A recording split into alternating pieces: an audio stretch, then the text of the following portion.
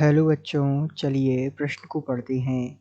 Glycine जिसका सूत्र है NH2CH2COOH एवं एलानीन जिसका सूत्र है NH2CH, CH से जुड़ा है CH3 और COOH के मध्य निर्मित पेप्टाइड बंध से प्राप्त ग्लाइसिल एलानीन को दर्शाया जा सकता है। आपको विकल्प दिए हुए हैं। विकल्प ए है NH2CH2NHCH, CH से जुड़ा हुआ है CH3COOH।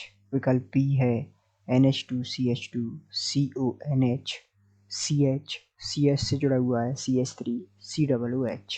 विकल्प सी है H2NCOCH2, CH से जुड़ा हुआ है CH3CONH2।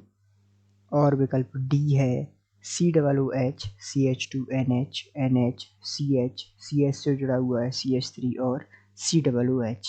तो आइए बच्चों, मुख्य अवधारणा को समझते हुए हम इस प्रश्न को हल करते हैं तथा विस्तार पूर्वक इस प्रश्न को समझते हुए जो है इस प्रश्न के सही हल या विकल्प को चुनते हैं। तो यहाँ सबसे पहले मुख्य अवधारणा में जैसा कि हम बात करते हैं, ग्लाइसिन हमें दिया हुआ है और ग्लाइसिन की अभिक्रिया कराई जाती है एलानीन से, अर्थात ग्लाइसिन एवं एलानीन के मध्य पेप्टाइड बंध का निर्माण होता है और इससे हमें प्राप्त होता है ग्लाइसिल एलानीन। अब आइए हम इस अभिक्रिया को संपन्न या इसके द्वारा पेप्टाइड बंध को इसमें जो है संपन्न कराकर सबसे पहले हम देख सकते हैं कि इसमें जो है किस प्रकार से दर्शाया जा सकता है, अर्थात ग्लाइसिल एलानीन को किस प्रकार हम दर्शा सकते हैं। तो जैसा कि हमको दिया हुआ है, सबसे पहले हम इनके सूत्र द्वारा जो है इसके सूत्र लिखते हैं। तो H2NCH2COOH, इसी प्रकार यहाँ जो है एलानीन का सूत्र होगा H2NCH, यहाँ जुड़ा हुआ था है CH3 और यहाँ COOH समूह। अब ये जो है ये है ग्लाइसिन का सूत्र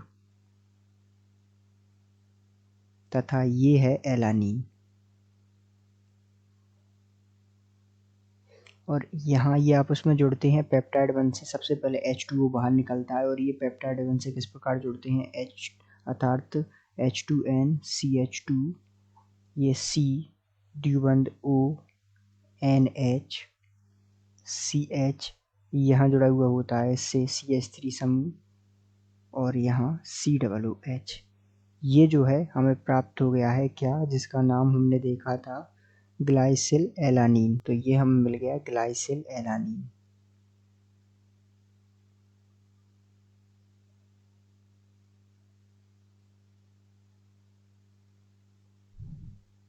तो ये जो है ग्लाइसिल एलानीन हमें मिल गया। अब आइए ये संरचना जो है किस में सही है उस विकल्प का हम चुनाव करते हैं। तो हमने देखी कि ये जो संरचना है वो सामान्य रूप से किस में सही है, ध्यान देते हैं हम। तो ये जो संरचना अर्थात ग्लाइसिल एलानीन की है वो विकल्प बी में दी हुई है NH2CH2CONH, CH और CH से जुड़ा हुआ है CH3COOH। बिल्कुल जो संरचना हमने प्राप्त की है उसके समान है। तो हम कह सकते हैं कि दिए गए प्रश्न का सही उत्तर विकल्प बी है। आशा करते हैं आपको समझ आया होगा। धन्यवाद।